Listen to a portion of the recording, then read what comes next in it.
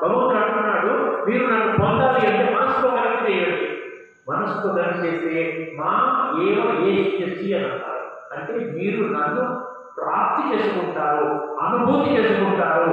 నేను ఉన్నాను, నేను ఏదో మామూలుగా మీ ఊహాలోకంలో ఉండి ఏదో నమ్మకం చేయడం కాదు. భగవంతుడిని నేను ఈ సృష్టి మీద అవతరించాను. మీరు నన్ను తెలుసుకోవాలంటే మీ మనసు ద్వారా, మీ మనసులో చేసే సంకల్పం ద్వారా నాతో కనెక్ట్ చేయండి.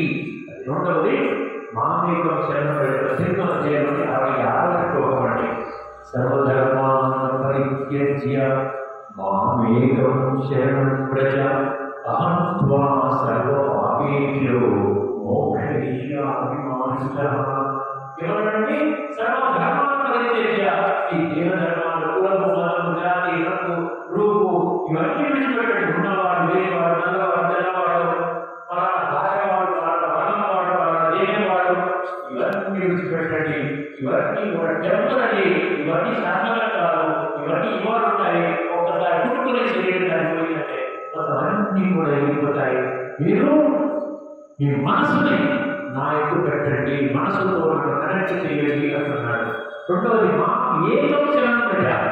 మీరు నా శరణం పొందండి. ఇప్పటికీ నా శరణం పొందలేదు, నా గురించి తెలుసుకోలేదు కదా. నా యొక్క నామ రూప దేశ కాల గుణ కర్తవ్య సంబంధం తెలుసుకున్నారు, నా గురించి తెలియదు. భగవంతుడు ఉన్నాడు అంటున్నారు, కానీ భగవంతుడి యొక్క యథార్థ స్వరూపము, వాస్తవ పరిచయము మీకు తెలియలేదు. కాబట్టి నేను మీకు ఆ పరిచయాన్ని నేను ఇస్తున్నాను. కానీ 7వ అధ్యాయంలో 3వ శ్లోకం చాలా ఇంపార్టెంట్. ఎవరు చెప్తారు? పిల్లలు భగవద్గీత చదువుకున్నారు మీరు? 7వ అధ్యాయంలో 3వ శ్లోకం చెప్పాడండి. చాలా సీరియస్ విషయం చెప్పాడండి భగవంతుడు. చాలా సీరియస్ విషయం చెప్పాడు, గంభీరమైన విషయం చెప్పాడు. ఏం చెప్తున్నాడు ఆ శ్లోకం ఏంటంటే, మనుష్యానాం సహస్రేషు కశ్చిత్ యతతి సిద్ధయే యతతామపి సిద్ధానాం కశ్చిత్ మాం వేతి తత్వతః. కశ్చిత్ మాం వేతి తత్వతః అన్నాడు. తత్వము అంటే యథార్థము, వాస్తవము, సత్యము, తర్కము.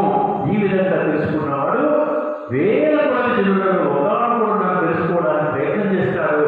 ఆ విధంగా ప్రయత్నం చేసినటువంటి అనేకులలో ఒక్కడు మాత్రమే నన్ను యథార్థంగా నా స్వరూపాన్ని గుర్తిస్తాడు అని 7వ అధ్యాయంలో 3వ శ్లోకం. సబ్జెక్ట్గా 7:3 చెప్పారు.